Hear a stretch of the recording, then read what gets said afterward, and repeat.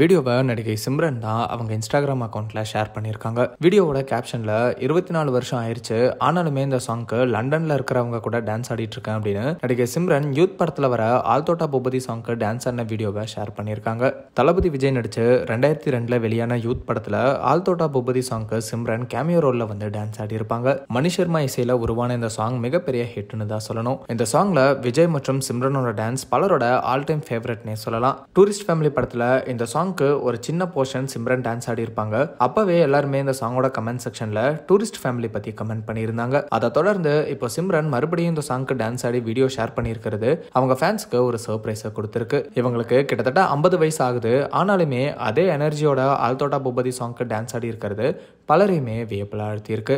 சிம்ரன் இப்பயுமே தொடர்ந்து படங்கள் நடிச்சிட்டு வராங்க. குட் பேட் அக்லி படத்துல கேமியோ ரோல் பண்ணியிருந்தாங்க. மேலும் சசிகுமார் கூட அவங்க நடிச்ச டூரிஸ்ட் ஃபேமிலி படமும் பெரிய வெற்றி படமா அமைஞ்சிருந்துச்சு அப்படிங்கிறதும் குறிப்பிடத்தக்கது.